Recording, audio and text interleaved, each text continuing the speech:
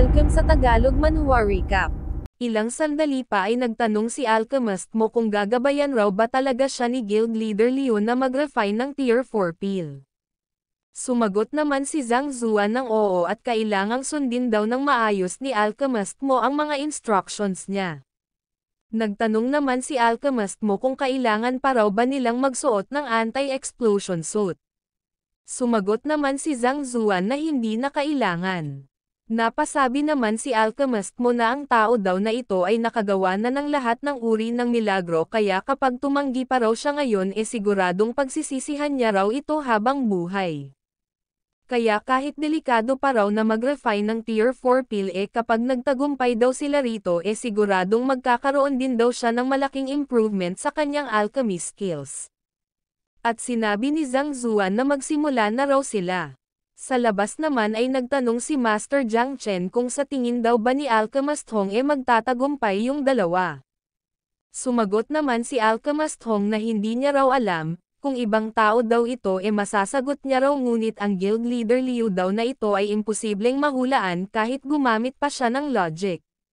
Sumagot naman si Master Jiang Chen na ang ability daw ng taong ito ay beyond sa kanilang imagination. Ang hirap daw talaga nitong hulaan. At napasabi si Master Jiang Chen sa kanyang isip na bilang anak daw ni Guild Leader Jiang Shu siya rin daw ay isang genius kaya inakala niya raw na kapag nagsumikap siya makakahabol siya sa dalawang halimaw na si Mo Yu at Mu Hongyi. Ngunit ngayong na-meet niya raw si Zhang Zuan at si Guild Leader Liu naiintindihan niya na raw. Napakalayo niya pa raw upang maging tunay na genius. Sinabi naman ni Alchemist na kahit magtagumpay man daw sila o hindi hindi na raw mapipigilan ang pag-improve ni Alchemist mo dahil sa pangyayaring ito at posible raw na ito ay maging isang 4-star Alchemist sa hinaharap. Sadyang nakakabaliw daw talaga ang kakayahan ng Guild Leader Leon na ito. At lumipat ang eksena sa Chanwo Academy. Dito ay makikitang pawis at hingal na hingal si Lu Chong.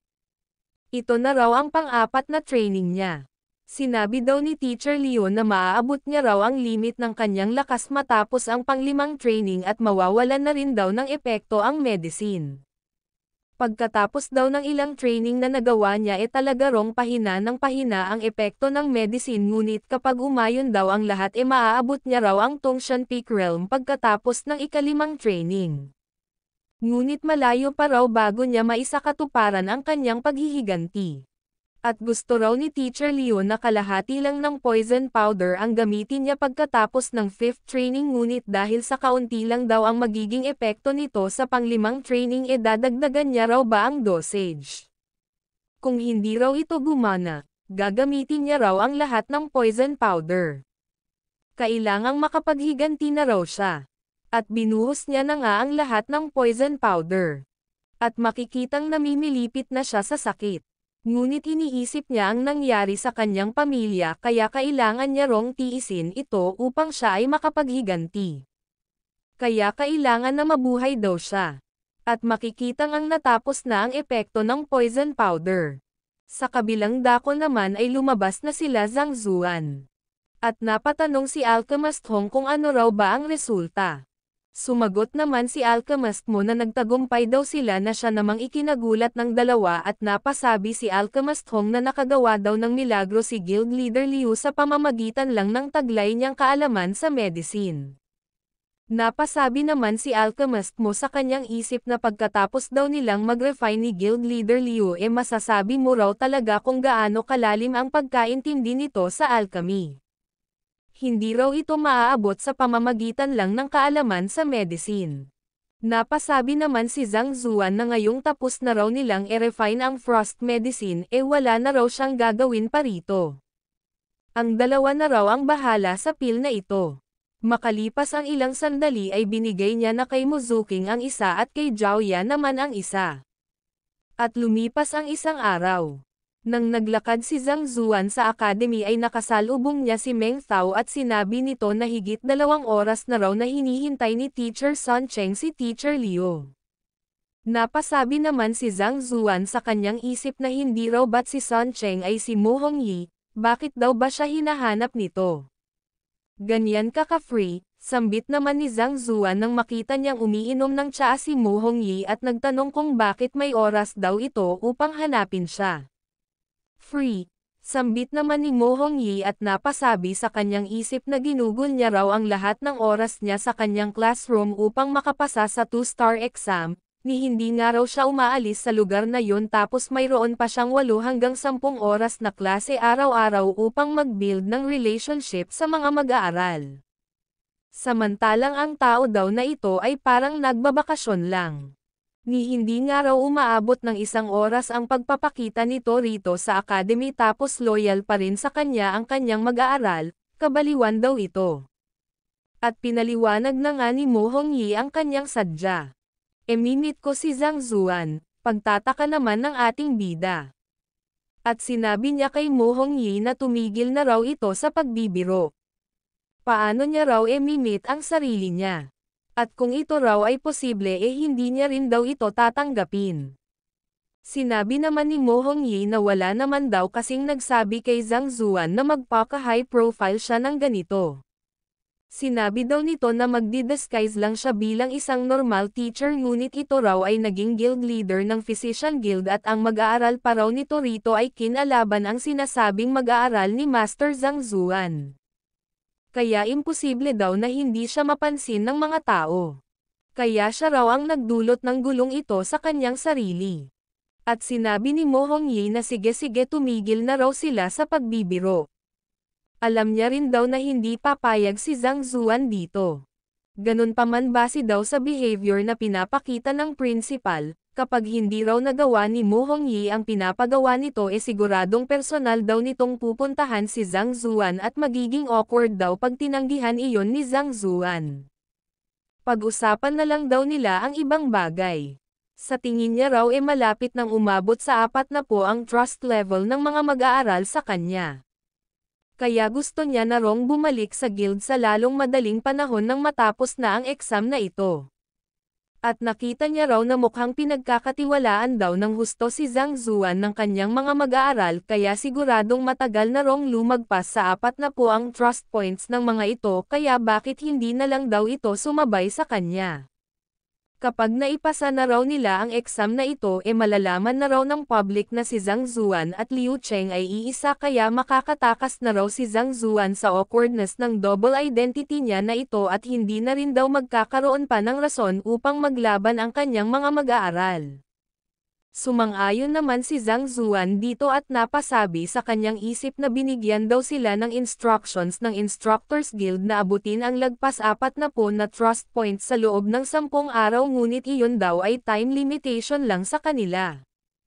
At maaari daw silang bumalik ng maaga sa Instructors Guild kapag maaga nilang naabot ang 4 na pong trust points upang sumalang sa final challenge. Sinabi naman ni Mo Hongyi na kung ganoon sabay na raw silang pumunta sa Instructors Guild bukas ng umaga at sumang-ayon naman si Zhang Zuan dito.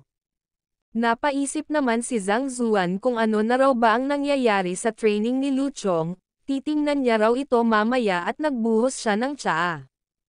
Ngunit nang inumin niya na ito ay may napansin siya. Ito raw ay tier 2 poison na dry earth powder.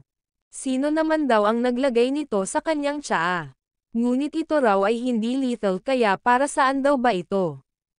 Maya-maya pa ay dumating si Meng Thao at nagsabing mayroon dong masamang nangyari. Napatanong naman si Zhang Zuan kung ano raw ba ang problema. At napasabing hindi raw ba kaya, may nangyaring masama kay Lu Chong. Hindi raw ba kaya na hindi sinunod ng batang yon ang mga instructions na binigay niya. Sinabi naman ni Meng Thao na hindi raw si Lu Chong kundi si Teacher Sun Cheng, ito raw ay nahulog sa kanal. Hindi naman makapaniwala si Zhang Zuan nang marinig ito ano raw ba ang nangyayari. Ilang sandali pa ay tinanong ni Zhang Zuan si Mo Hongyi kung bakit daw ba ito tumalon sa kanal. Napasabi naman si Mo Hongyi na bakit naman daw siya tatalon sa kanal. Kahit gusto niya pa raw mag-suicide mas pipiliin niya pa raw na tumalon sa ilog o kaya naman sa building kaysa tumalon doon. Hindi niya raw ipapahiya ang sarili niya kahit gusto niya pang magpakamatay. Sinabi naman ni Zhang Zuan na wag daw itong magalit nagbibiro lang daw siya at hinawakan niya ang kamay ni Mo Hongyi. Maya-maya pa ay napasabi si Zhang Zuan na ito raw ay poison. Ito raw yung dry earth poison na napansin niya kanina at tinanong niya si Mo Hongyi kung ininom raw ba nito ang tubig na nasa baso nung ito ay nasa silid niya kanina. Ngunit hindi ito nakaimik kaya napasabi si Zhang Zuan sa kanyang isip na ang poison daw na yon ay hindi lamang nakakapagpahina, magsasanhi din daw ito ng pagsusuka at diarrhea. Nagagawa din daw nitong mapamanhid ang consciousness ng isang tao na magiging dahilan upang hindi mag-in-sync ang utak at mga muscles nito. Ngunit ang pinakamahalaga papaano daw ba iyon nilagay sa tiyan niya? Sinabi pa ni Zhang Zuan na buti na lang daw at hindi niya yon ininom kanina dahil kung nagkataon matutulad daw siya kay Mo Hongyi. Dinagdag pa ni Zhang Zuan na ano raw ba ang nagawa ni Mo Hongyi at nilason ito sa silid niya. Napasok naman ng dugo si Mo Hongyi nang marinig ito. At napasabi si Mo Hongyi sa kanyang isip na bukod daw sa pag-inom ng tsaa wala na raw siyang ibang ginawa doon. At isa pa halata naman daw na ang lason na yon ay para kay Zhang Zuan at siya raw ay naging collateral damage lang. Maya-maya pa ay sinabi ni Zhang Zuan na sige tama na raw ang pagbibiro, at dahil nalason na raw si Mo Hongyi ngayon mag-isip na lang daw sila ng paraan. At sinabi ni Zhang Zuan na mayroon daw siyang dalawang paraan upang magamot ito. Ang unang paraan daw ay nangangailangan ng ilang mga ingredients at ito raw ay aabutin ng at least 2 araw bago gumaling. Ngunit ang pangalawa naman daw ay mas mabilis kaya siguradong gagaling daw si Mo Hongyi ngayong araw mismo. Ano raw ba ang pipiliin nito? Suminyas naman si Mo Hongyi na ang pangalawa raw. Sinabi naman ni Zhang Zuan na sige at inutusan niya si Meng Thao na lumabas daw muna. Maya-maya pa ay nagulat si Meng Thao nang marinig niya ang tunog mula sa loob at napasabi sa kanyang isip na ang tunog daw na yon ay. At makikitang ang nawalan ng malay si Mo Hongyi at makikita rin na kumuha ng silver needle si Zhang Zuan.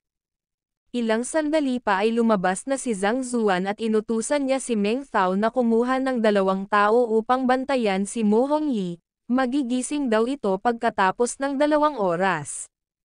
Aalis na raw muna siya, tawagin lang daw siya nito kapag may nangyari. Ilang sandali pa ay napaisip si Zhang Zuan kung sino raw ba kaya ang naglagay ng lason na yon. Pagdating niya sa students' dormitory ay tinanong niya si Lu Chong kung kamusta na raw ba ang training nito ngunit nagulat siya nang makitang walang tao rito at nakakita siya ng sulat sa mesa at mukhang ito ay para sa kanya. Binasa niya ang sulat na nagsasabing, guro at mag-aaral. Ano ang guro, at ano ang mag-aaral, kaya napatanong si Zhang Zuan kung maghihiganti na raw ba si Lu Chong. Alam niya raw na palaging nasa isip na ni Lu Chong ang paghihiganti ngunit ang gawin ito ngayon kahit kakatapos lang nito sa training higit pa raw ito sa pagmamadali. Binabalak niya pa raw sana na turuan ito ng ilang mga combat skills pagkatapos ng training nito upang mapataas ang tsansa niya sa kanyang paghihiganti. Kahit pa na ang kamatayan daw ng kanyang pamilya ay walang kapatawaran hindi niya raw kilala kung sino ang kalaban niya. Nagmamadali daw ito kahit hindi niya pa alam ang kakayahan ng kalaban niya. Mukha naman daw itong kalmado at rasyonal ngunit bakit daw ito nagkaganito? Hindi naman daw sa ayaw niyang makialam ngunit paano raw kapag may nangyari ano raw ba ang mangyayari sa kanya? Matapos niya raw na ma-reincarnate dito wala na raw siyang ibang goal kundi ang mag-recruit ng mga mag-aaral at nagturo ng iba't ibang kaalaman. Maituturing pa rin daw ba siyang guro kung hindi siya makialam dito? Naalala niya ang sinabi ni Lu Chong sa sulat at napasabing hindi raw madali maging guro at hindi rin naman madali ang maging mag-aaral. Ito raw ay isang responsibilidad at bond. Maya-maya pa ay makikitang may lumalabas na aura sa katawan ni Zhang Zuan at makikitang nag-breakthrough na naman siya. Sa Instructors Guild naman ay sinabi ni Jiang Chen sa tatay niya na totoo raw ang sinasabi niya. Ang Teacher Leon na yon ay talaga rong ginabayan si Alchemist Mo na mag-refine ng Tier 4 medicine. Sumagot naman si Master Jiang Shu na alam niya raw. Nagulat naman si Jiang Chen nang marinig ito at napasabi sa kanyang isip na si Master Zhang Zuan daw ay nag-e-excel sa alchemy at ngayon naman ay ganoon din daw si Teacher Liu.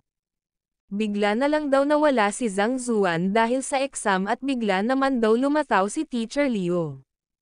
Ang dalawang super genius daw na ito, hindi raw ba kaya, at tinanong niya ang tatay niya kung mayroon daw bang ugnayan si Teacher Liu kay Master Zhang Zuan. Sasagot na sana si Master Jiang Shu nang may narinig silang ingay. Napatanong naman si Jiang Chen kung ano raw ba ito at sinabi naman ni Master Jiang Shu na ito raw ay nagmula sa Title Palace. At pumunta na nga sila doon. Ang Title Palace ay ang lugar kung saan binibigay ang mga token at certificate ng mga instructors pagkatapos nilang makapasa sa instructors exam. Ang mga official instructors ay kailangang mag-register para sa kanilang token sa lugar na ito, e-worship si Master Kong, at ma-acknowledge. Katulad lang ito ng pagbibigay respect sa kanilang mga ancestors sa ilang mga families.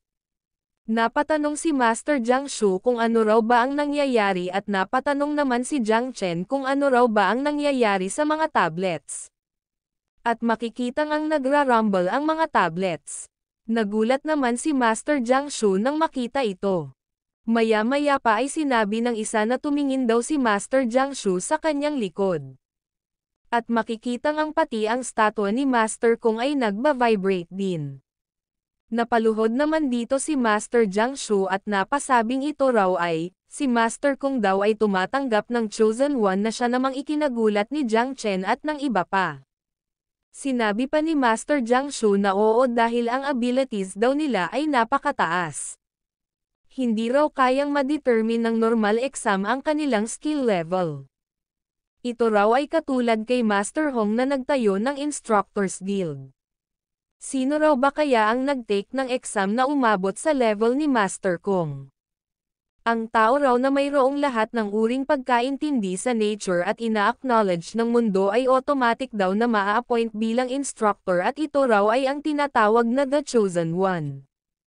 Ang mga Chosen One daw ay ina-acknowledge ng mundo at automatic na ina-appoint bilang instructor kahit hindi ito kumuha ng exam at ang status daw nito ay napakataas. Ang ganitong klaseng genius daw ay lumalabas lamang sa alamat. At base daw sa narinig niya, si Master Kong lang daw ang bukod tanging nakaabot nito. Kaya hindi niya raw inaasahan na mayroong katulad nito ngayon na nasa kanilang guild. Ang The Chosen One daw ay terrifying, hindi daw mabilang na tao ang nangangarap na maabot ito kaya ngayon ay maging si Master Kong daw ay nanginginig dito. Mayroon dong mga records na nagsasabing iniwan ni Master Kong ang kapiraso ng consciousness niya sa loob ng statwa.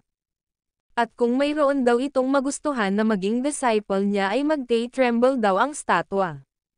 Lahat daw ng mga Instructors Guild ay tinatanggap ito bilang guidelines at strikto itong sinusunod.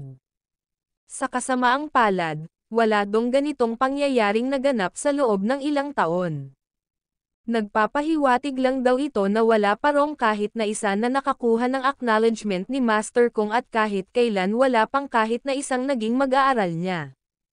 Ang tatanggapin daw ni Master Kong na mag-aaral ay magiging sacred student. Mayroon din dong sabi-sabi na sinubukan ni Master Kong na mag-recruit ng mahigit sa 3,000 mga mag-aaral. At kapag ikaw daw ay naging mag-aaral ni Master Kong kahit ang isa pa rong 9-star instructor ay tatawagan kang senior. Tapos ngayon mayroon dong ganitong impressive na tao na lumataw sa kanilang guild. Siguradong magugulantang daw ang buong mundo kapag kumalat ang balitang ito.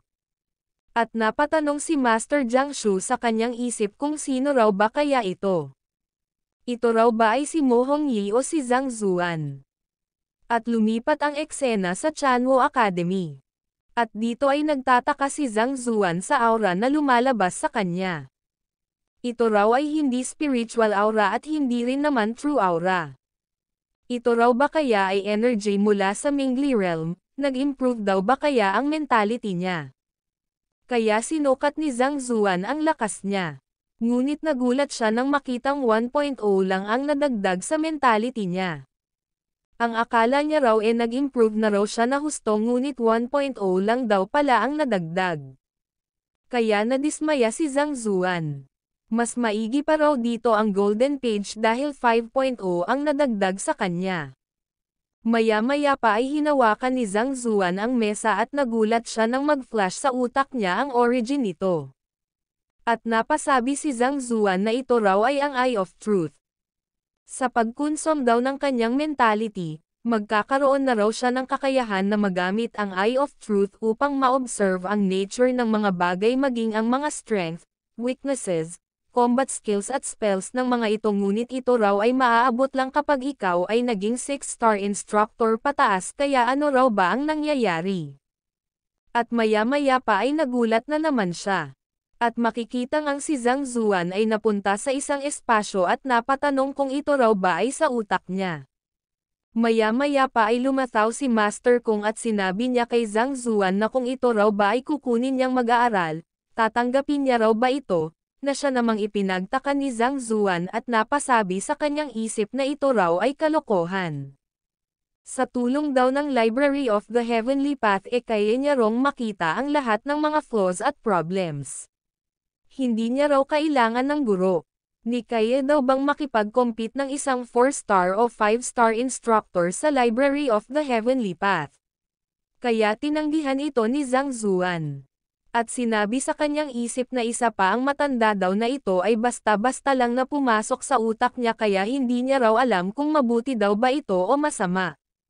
Sa kabilang dako naman ay napasabi ang isang famous teacher na mukhang makikilala na raw ng buong mundo ang kanilang guild.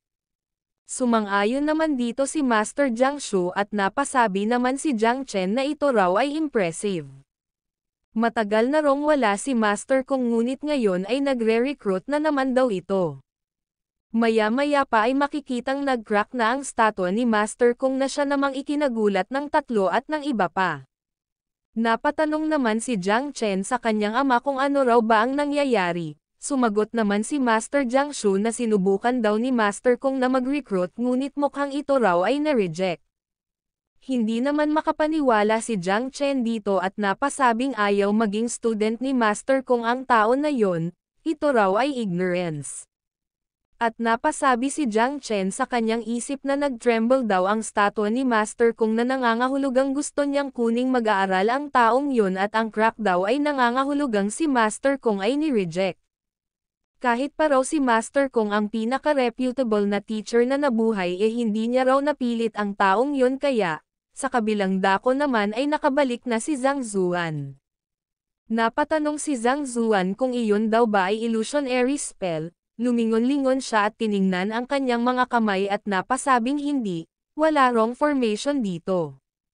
At napasabi si Zhang Zuan na anong joke daw ba yon?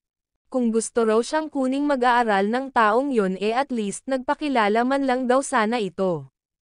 Bigla na lang daw siyang nilagay nito sa isang mirage, iyon daw ay kabastusan. Ngunit bakit naman daw siya gustong maging mag-aaral ng random guy na yon?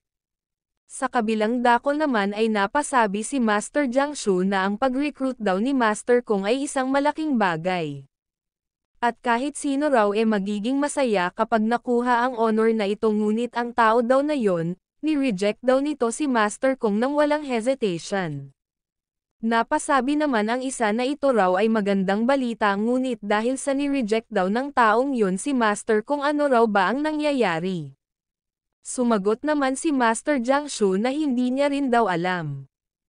Napasabi naman si Jiang Chen sa kanyang isip na ang pag-reject daw kay Master Kung ay hindi lang ikakagulat ng buong Chanwo Kingdom kundi maging ng buong United Alliance. Kahit ang isa rong 9-star instructor ay hindi tatanggihan ang bagay na ito. Maya-maya pa ay sinabi ni Jiang Chen kay Master Jiang Shu na upang maging the chosen one dapat ang tao daw na ito ay hindi pa ina-acknowledge ng guild kaya ito ay hindi pa isang official na instructor o hindi kaya, nag-take ito ng exam kailan lang. Ngunit mayroon lang dong 2 taong nag-take ng exam kailan lang at ito ay si Zhang Zuan at si Mu Hongyi sa tingin daw ba ni Master Jiang Shu nasaan daw ba ang mga taong ito ngayon, nandito daw ba sila sa kingdom? Nag-aalangan naman si Master Jiang Shu ngunit sinabi ng isa na sabihin na raw ito sa kanila ni Master Jiang Shu. Ang tao daw na yon ay isa ng chosen instructor at ibig sabihin nakapasa na ito sa exam kaya hindi na raw ito labag sa rules kapag inexpose niya ang identity nito. Sinabi naman ni Master Jiang Shu na oo sila raw ay nandito sa kingdom ngunit sila raw ay nag-disguise para sa 2-star exam. Na siya namang ipinagtaka ni Jiang Chen at napasigaw na hindi raw ba kaya na ang infamous na si Guild Leader Liu ay si Master Zhang Zuan. Sumagot naman si Master Jiang Shu na oo. Na siya namang ikinagulantang ni Jiang Chen. Sinabi naman ng isa na since ang dalawang yon ay nasa kingdom, ibig sabihin lang daw nun isa sa kanila ang The Chosen One. Kaya kailangang kumpirmahin daw nila nang malaman nila kung sino ito. Sinabi naman ni Jiang Chen na tama daw yon ang chosen instructor daw ay lumataw sa kanilang guild at muntik na itong maging sacred student kaya kailangang malaman daw nila kung sino ito. Sinabi naman ni Master Jiang Shu na wag daw silang magmadali may pinadala na raw siyang mag-aaral upang alamin ito. Makalipas ang ilang sandali ay natanggap na ni Master Jiang Shu ang impormasyon. At sinabi niya sa dalawa na mukhang may sakit daw si Mo Hongyi at wala itong malay ngayon. Si Zhang Zuan naman ay nagkulong daw sa silid at ayaw magpa-estorbo. Sinabi naman ni Jiang Chen na kung ganoon mukhang si Master Zhang Zuan daw ang chosen instructor. Napatanong naman ang isa kung ire-report daw ba nila sa headquarters ang bagay na ito. Ngunit hindi sumang-ayon si Master Jiang Shu at sinabing kung tungkol lang daw sana ito sa chosen instructor maaari daw sana ngunit ni-reject daw ni Zhang Zuan si Master kung kaya natatakot daw siya na ma-shock ang headquarters kapag kumalat ang balitang ito. Ang famous instructor daw ay isang well-known na figure, kaya ang ma-reject daw ito ay magsasanhi ng matinding ruckus. Ang bagay daw na ito ay exceed na sa kanilang capabilities kaya saka na lang daw siya magpapadala ng mensahe. Sumang-ayon naman ang dalawa rito. Sa kabilang dako naman ay napaisip si Zhang Zuan na kahit pa raw nag-increase ng 1.0 ang mentality niya at nakuha niya ang Eye of Truth, hindi naman daw nag-improve ang lakas niya. Nasa peak pa rin daw siya ng Zhongxi Realm ngayon at ang lakas niya ay nasa 5,000 ding pa rin. Maya-maya pa ay tinawag siya ni Muzuking. Napasabi naman si Zhang Zuan na sa loob lang ng isang gabi mukhang ibang tao na raw ito ngayon. Sumagot naman si Muzuking ng oo at sinabing ang lahat daw ng ito ay salamat sa tulong ni Teacher Liu. Sinabi naman ni Zhang Zuan na dapat master daw nito ang kanyang strength sa oras na siya ay mag-improve at sumama daw ito sa kanya sa isang lugar bukas. At lumipat ang eksena sa Jade Palace. Sa loob ay tinawag si Prince Feishuan na brother ng isang lalaki at nagtanong kung bakit ilang araw na raw itong malungkot. Sumagot naman si Prince Feishuan na dahil na-reject na naman daw ang kanyang marriage proposal. At hindi niya raw alam kung bakit bigla na lang daw lumataw ang impressive na taong yon sa Chanwo Kingdom.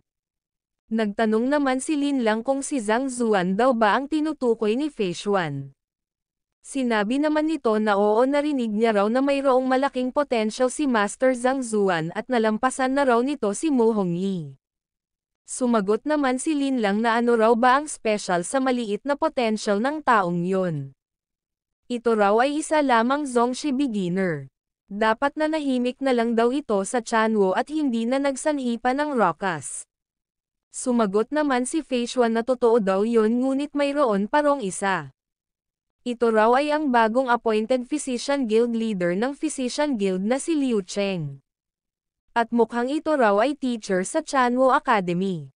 Sumagot naman si Lin Lang na ito raw ba yung taong nasagot ang lahat ng 19 na tanong sa Wall of Dilemma.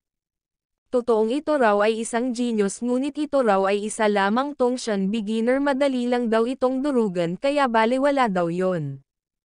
Sa labas naman ay makikita ang isang lalaki. Ito pala ay si Lu Chong at napasabi ito sa kanyang isip na ito raw yon. Mukhang peaceful lang daw kung titingnan sa labas ang Jade Palace ngunit marami rong mga elite dito. Kaya kung gagawin niya raw ito kailangang mapatay niya raw ang mga ito sa isang tirahan lang dahil kung hindi hindi na raw siya magkakaroon ng isa pang pagkakataon. Maya-maya pa ay pumasok na siya, ilang sandali pa ay nakita niyang lumabas si Linlang. Lumabas pala ito upang magbanyo. Pagdaan ni Linlang ay tumayo si Luchong at napasabi sa kanyang isip na ito na raw ang pagkakataon niya. Nakasalubong naman ni Linlang si Mr. Lin at nagpasalamat si Linlang sa tulong nito nung nakaraan. Sumunod naman si Luchong rito ngunit napansin siya ni Linlang at nagsabing hindi na raw siya kailangan sundan pa sa toilet kung may gagawin siya. Sino raw ba ito? Napasabi naman si Luchong sa kanyang isip na ito lang daw ang pagkakataon niya, kailangan patayin niya na raw ang taong ito ngayon. Umatake si Luchong at sumigaw na nandito raw siya upang ipadala ito sa impyerno.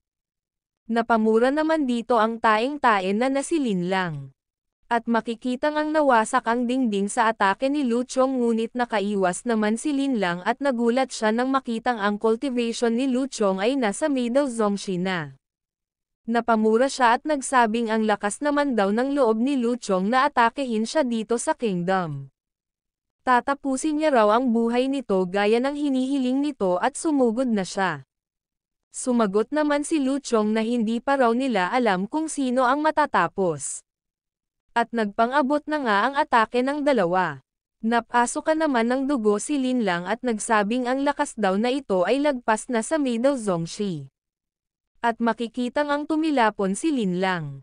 Sumugod naman ulit si Luchong at nagsabing isa raw sa kanila ang mamamatay ngayong araw na ito. At inatake niya ng sunod-sunod si Linlang. Napamura naman dito si Linlang at nagsabing siya raw ay anak ng Lin family, paano niya raw mapaninindigan ang pangalan niya kung maa-ambush lang siya sa toilet. Kaya sumugod siya at nagsabing papatayin niya raw si Luchong. Ngunit hinawakan lang ni Luchong ang buhok niya at inihambalos papunta sa toilet. Maya-maya pa ay akmang babangon si Linlang, napatingin siya sa kamay niya at napasabing ito raw ay, at napasok siya nang mapagtanto niya kung ano ito. At makikitang ang galit na si Linlang ngunit tinapakan ni Luchong ang mukha niya at idiniin ito sa toilet, napasabi naman si Linlang na teka lang. Teka lang, sambit naman ni Luchong at sinabing 2 taon niya rong hinintay ang pagkakataong ito. Napasabi naman si Linlang na gusto niya lang daw sanang sabihing sa labas sila maglaban at makikita nga ang kalunos-lunos na sinapit niya. Maya-maya pa ay dumating si Feishuan, tinawag niyang Sir si Linlang at sinabing napakaganda raw ng wine na binigay nito. Ngunit nagulat siya sa kanyang nadatnan. At maririnig naman ang paghingi ng tulong ni Linlang. Kaya sinugod ni Feishuan si Luchong. Napasabi naman si Luchong sa kanyang isip na may nakakita sa kanya hindi raw ito mabuti. Kaya pinataob niya ito agad at sinabing nandito raw siya upang patayin si Linlang kaya wag daw itong makialam. Patayon namang tumawa si Linlang at nagsabing sino raw ba ito sa tingin niya. Akala raw ba nito mapapatay siya nito ng ganon-ganon lang. At makikitang may hawak siyang isang item at nagsabing ayaw niya raw itong gamitin ngunit dahil pinilit daw siya ni Luchong sisiguraduhin niya raw na mamamatay ito ngayon. Nagulat naman si Luchong nang makita ito at napasabing ito raw ay isang spell device. Hamalakhak pa si Linlang at sinabihan si Luchong na mamatay na raw ito at inactivate niya na ang spell device. Napasabi naman si Luchong na hindi raw ito maganda. Ito raw yung spell device na umubos sa buo niyang clan ilang taon na ang nakakaraan. Kailangan niya rong tumakbo, at tumalon siya sa dingding. Sa loob naman ng isang silid ay nagulat ang mga tao nang mapansin ang pag-activate ng 3-star spell device. Sino raw ba kaya yun? Imbestigahan daw nila. Sinabi naman ng isa na iyon daw ay ang spell device na pag-aari ng Young Lord. Hindi raw ba kaya na may nangyari sa kanya? At inutusan niya ang isa na ipaalam daw ito sa kanilang lord. Sa Sorcerer's Guild naman ay naalarma ang mga member sa nangyari. Napatanong naman ang lord kung bakit naman daw a-activate ng kanyang anak ang spell device. Sinabi naman ng isa na hindi rin daw sila sigurado.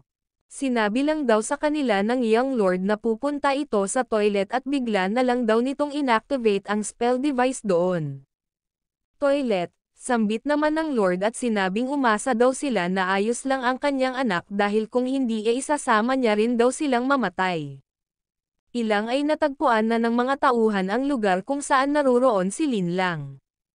Ngayon ay makikitang nag-a-activate ng spell ang Lord at inactivate niya na nga ito. At ilang sandali pa ay natagpuan na nila ang walang malay na si Lin Lang. Napasigaw naman ang Lord na sino raw ba ang may gawa nito, hanapin daw nila ito ngayon din. Halughugin daw nila ang buong Chanwo Kingdom. At lumipat ang eksena sa Chanwo Kingdom kung saan nagle-lecture si Zhang Zuan. Napaisip naman si Zhang Zuan na sa tulong daw ng Eye of Truth may natutunan daw siyang ibang bagay tungkol sa kanyang lakas.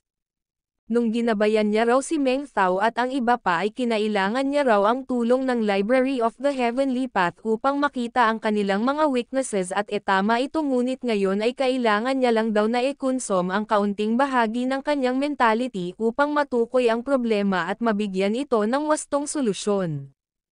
At ang lakas daw na ito ay akmang-akma para sa isang instructor. Maya-maya pa ay dumating si Meng Thao at si Princess Muyu.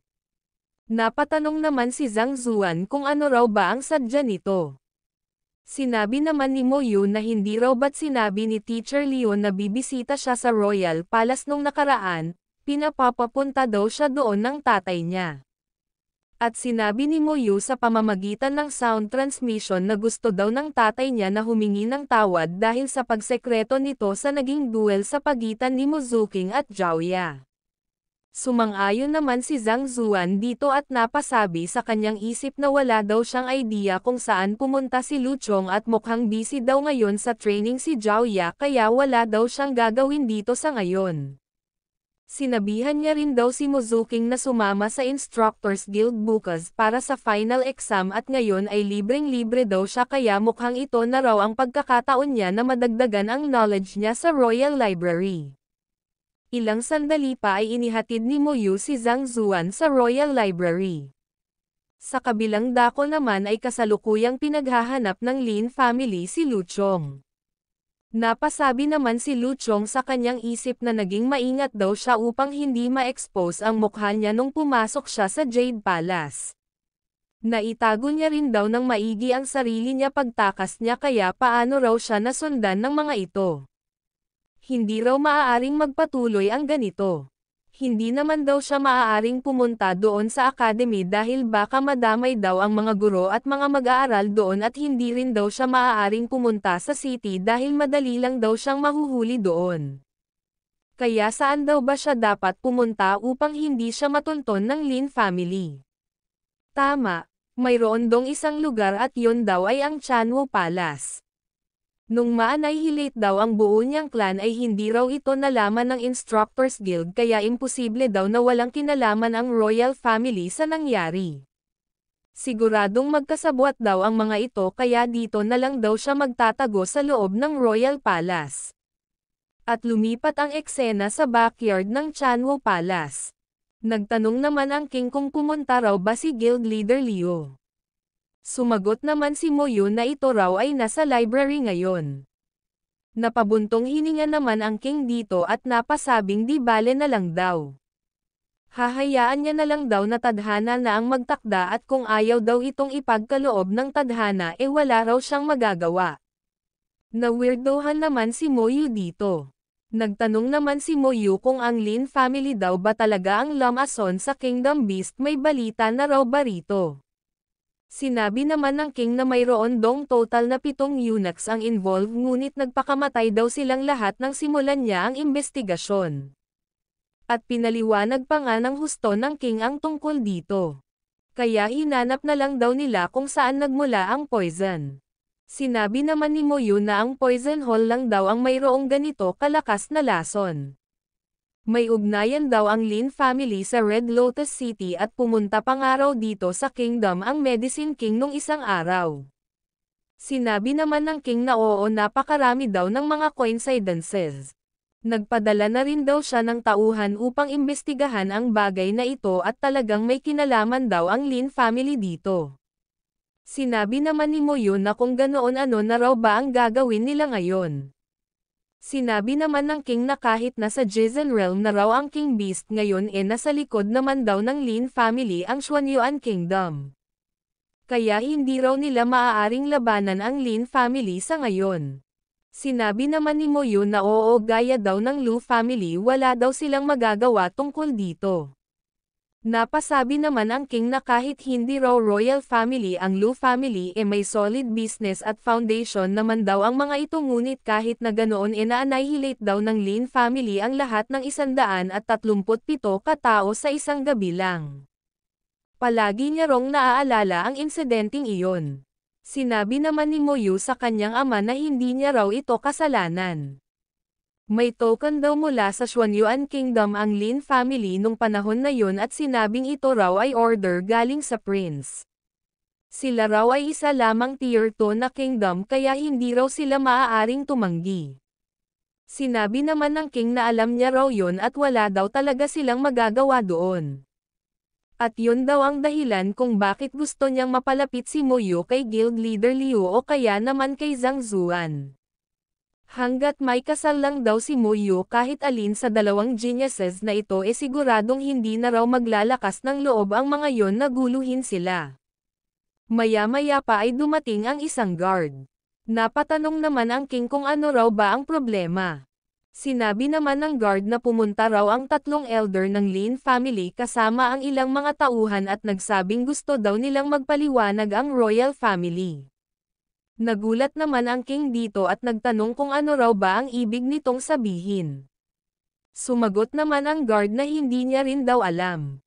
Nasa labas daw ang mga yon ngayon at siguradong magra-rush in na raw ang mga yon dito maya-maya. At lumabas na nga sila. Dito ay sinabi ng isang elder sa king na iminumungkahi niya raw na ibigay na nito ang taong yun ngayon din. Hindi na raw nila ito dapat gawin pang mas mahirap para sa mga sarili nila dahil kung hindi natatakot daw siya na hindi magiging maganda ang magiging katapusan nito. Nagulat naman ang king nang marinig ito at napatanong kung ano raw ba ang ibig nilang sabihin. Sumagot naman ang elder na tumigil na raw ito sa pagmamaang-maangan. Nagpadala daw ang king ng tauhan upang i-assassinate ang young lord nila na si Lin Lang. Ito raw ngayon ay mayroong malubhang injury at walang malay, tapos sasabihin daw ng king na wala siyang alam dito. Nagulat naman ang king dito at nagsabing ito raw ay isang misunderstanding. At makikitang kinausap ng royal assassin ang king sa pamamagitan ng sound transmission. Sinabi nito na nakatanggap daw siya ng balita mula sa frontline, talagang inatake daw ang anak na lalaki ng Lin family. Sinabi naman ng king na kung ganoon nasaan daw ang assassin ngayon. Sinabi naman ng royal assassin na sa ngayon hindi pa raw nila alam ang identity nito at mukhang nag-sneak in daw ito sa Chanwo Palace. Sinabi naman ng king na hanapin daw nila ang taong ito. Hindi raw maaaring ma-involve ang royal family sa bagay na ito. Sinabi naman ng king kay Elder Lin Hui na ina-assure niya raw na walang kinalaman ang royal family sa bagay na ito. Sinabi naman ng elder na ayos lang daw kung ganito ang sabihin ng king ngunit bakit hindi niya raw hayaang makapasok ang kanyang mga guard upang sila mismo ang humanap dito. Hanggat mahuli lang daw nila ang criminal na yon malalaman daw nila kung ano ang totoo. Sinabi naman ni Moyo na sinasabi daw nito na tumakas papunta sa Chanwo Palace ang criminal ngunit mayroon daw ba silang patunay o ebidensya ukol dito.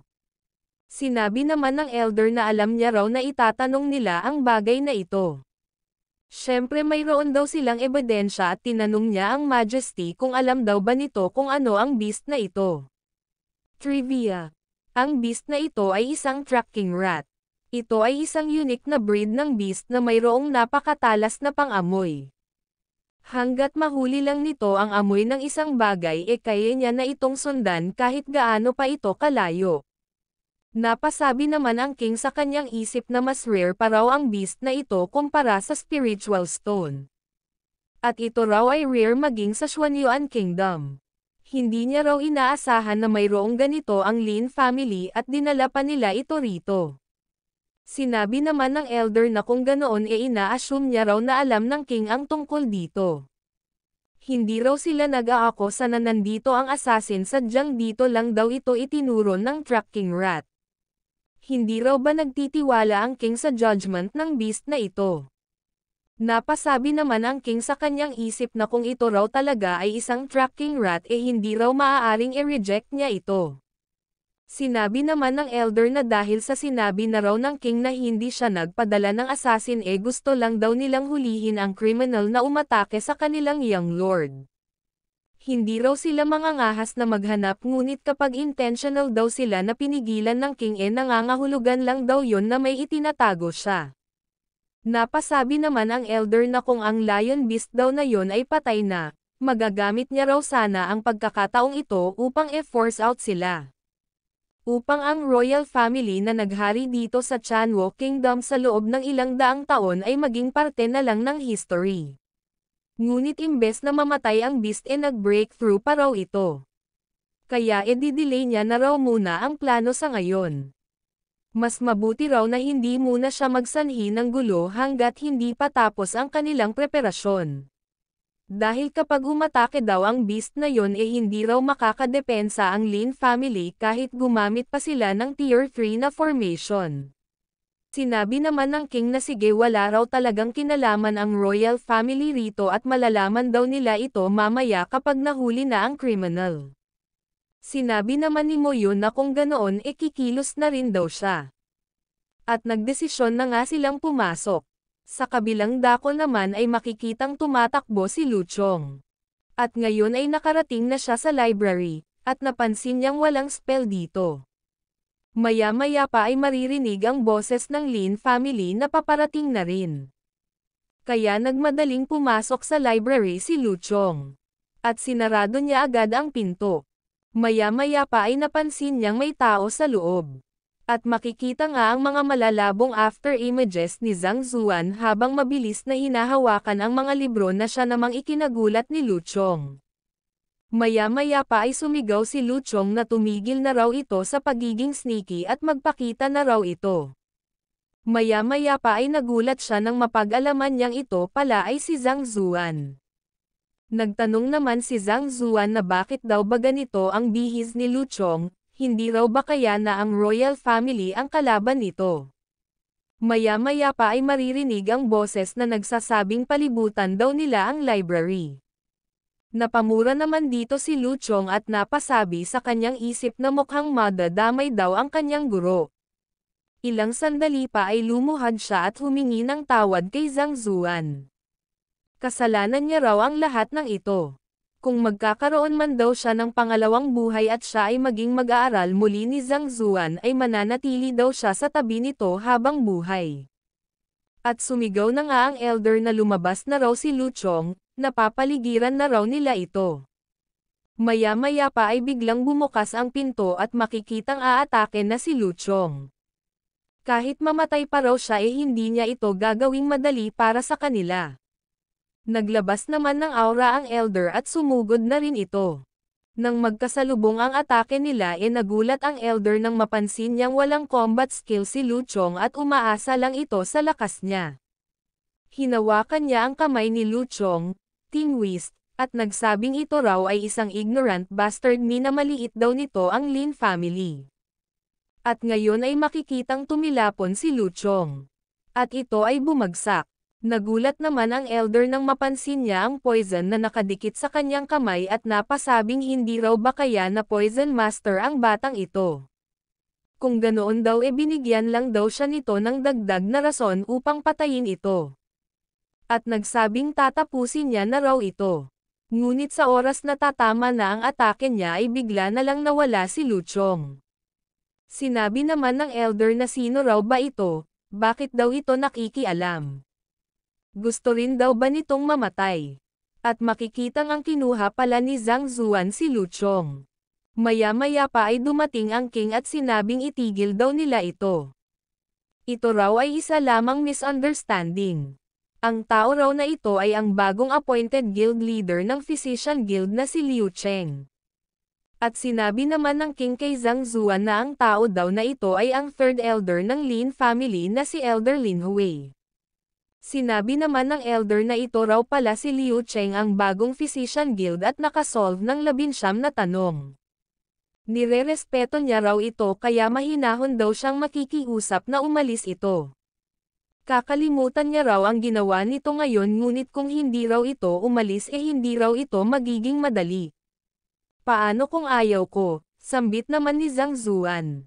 Pinaliwanag naman ng king kay Zhang Zuan kung ano ang nangyari sa anak ng Lin family at sinabing ang tao raw na ito ang salarin. Kaya mas mabuti raw na wag na lang itong makialam dito. Maya-maya pa ay tinawag na friend ni Lu Chong si Zhang Zuan at sinabing nagpapasalamat daw siya sa ginawa nito ngunit kailangan niya rong harapin ang responsibilidad. Siya raw ang umatake kay Lin lang at wala raw itong kinalaman dito kaya, napasabi naman si Lu Chong sa kanyang isip na kapag inamin niya raw ang relationship nila ni Teacher Liu dito siguradong madadamay daw ito. Ngunit nagalit si Zhang Zuan at sumigaw na tumahimik daw ito. Wala itong kinalaman sa kanya, sino raw ba ang nagbigay sa kanya ng permiso na magsalita? At sinabi ni Zhang Zuan na patawad ngunit ang assassin daw na sinasabi nila ay isa sa kanyang mga mag-aaral, siya raw ang guro nito. Naiyak naman si Lu Chong sa ginawang ito ni Zhang Zuan. Nadamay niya raw ito at hindi niya raw inaasahan na aaminin nito ang relationship nila na nangangahulugang kakalabanin daw nito ang Lin family para lang sa kanya. Hindi naman makapaniwala si Mo Yun na mag-aaral pala ni Zhang Zuan ang batang ito. Mag-aaral mo, sambit naman ng elder at napasabi sa kanyang isip na ang guild leader daw na ito ay nasa beginner Tongshan lang samantalang ang mag-aaral niya ay nasa middle Zongshi na. At sinabi ng elder kay Zhang Zuan na nagagalak daw siya at umamin ito. Kailan daw ba ito na-offend ng Young Lord at pinadala pa raw nito ang sarili niyang mag-aaral upang atakehin ang Young Lord. Sinabi naman ni Mo Yun na ano raw ba ang ibig sabihin ni Elder Lin Hui sa sinabi niya. Kahit pa raw ikaw ang guro imposible daw na malaman mo kung ano ang ginagawa ng mag-aaral mo bawat oras. Hindi niya raw ito maid o butler. Sinabi naman ng elder kay Mo Yun na ang bagay daw na ito ay sa pagitan ng Lin family at ni guild leader Liu. Wala raw itong karapatan na magsalita sa bagay na ito. Sinabi pa ng elder kay guild leader Liu na nirerespeto niya raw ang reputable existence nito. Kaya gusto niya raw bang sumama sa kanila o gusto niyang hulihin pa nila ito. Ngunit sumagot lang si Zhang Zuan na hindi pa raw siya tapos sa kanyang pagbabasa kaya wala raw siyang oras sa ganoong bagay. Na siya namang ipinagtaka ng apat. Sinabi naman ng elder na hindi pa raw ba sapat ang respect na ibinigay niya. Kahit ano pa man daw ang rason na mayroon si guild leader Liu, kailangang sumama daw ito sa kanya at tanggapin ang punishment.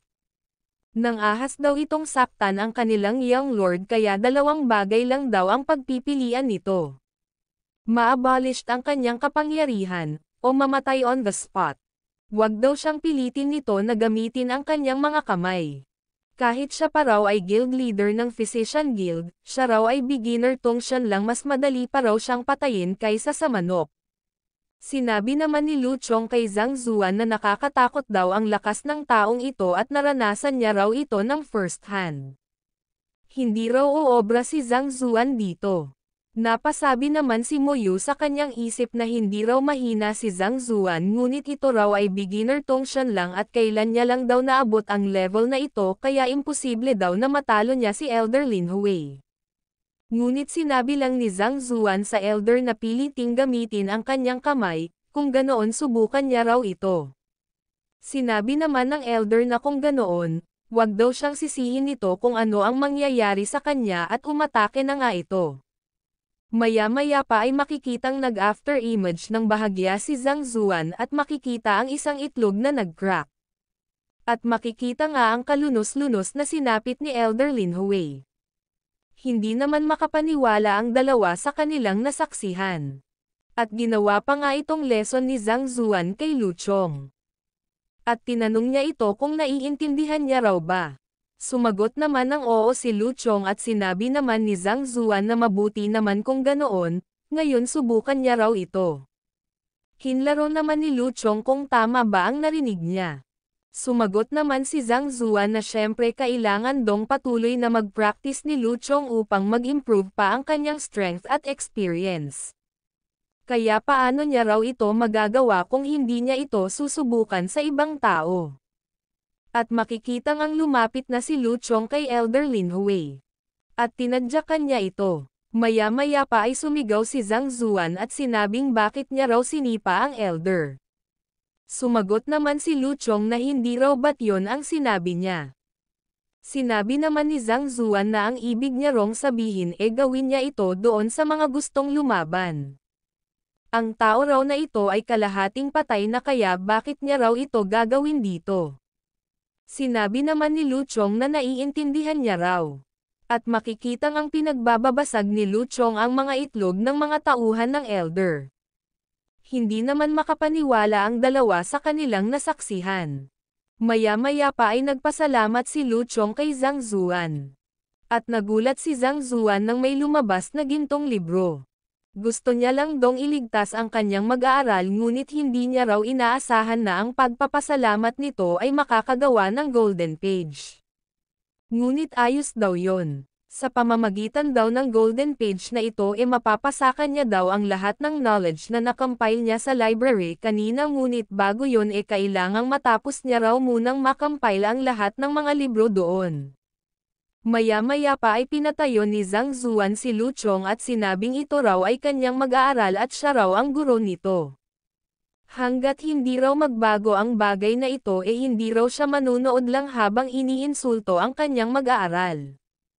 Napasabi naman si Mo Yu sa kanyang isip na kaya raw pala handang ipaglaban ni Zhao Ya at Mo Zuking si Zhang Zuan.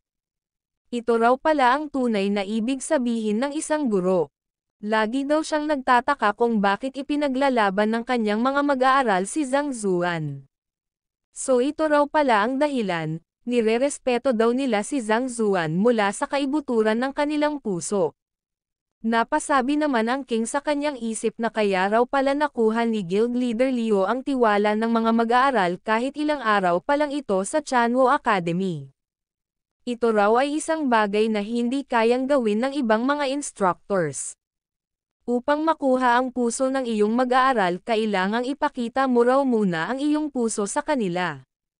Maya-maya pa ay umubo ang king at humingi ng tawad. Hindi raw sa gusto niyang sirain ang mood ngunit mukhang somobra naman daw si Guild Leader Liu. Somobra, sambit naman ni Zhang Zuan at sinabing kahit hindi pa raw siya gumalaw ngayon sa tingin daw ba ng king kakaibiganin siya ng Lin family. Napasabi naman ang king sa kanyang isip na kung nahuli daw si Lu Chong madali na lang daw na matutukoy ng Lin family kung sino ang guro nito. Isa pa na iligtas daw ni Guild Leader Liu ang Lion Beast at natukoy daw nito na ito ay nilason. Tapos sinira pa raw nito ang formation na inilagay ng Lin family. Kaya mukhang doon pa lang daw talagang target na ng Lin family si Guild Leader Liu. Sinabi naman ni Zhang Zuan na hanggat tinatawag daw siya na teacher ni Lu Chong ay hindi niya raw ito babaliwalain. At sinabi ni Zhang Zuan na ang Majesty na raw ang bahala sa bagay na ito dahil talagang hindi pa raw siya tapos sa kanyang pagbabasa kaya babalik na raw siya doon. Si Lu Chong naman, hintayin daw muna siya nito rito saglit at wag daw itong lalabas. Napasabi naman ang king sa kanyang isip na may mood pa raw upang magbasa ang taong ito sa ganitong panahon. Sinabi naman ni Mo Yu na baka mahilig lang daw talaga itong magbasa.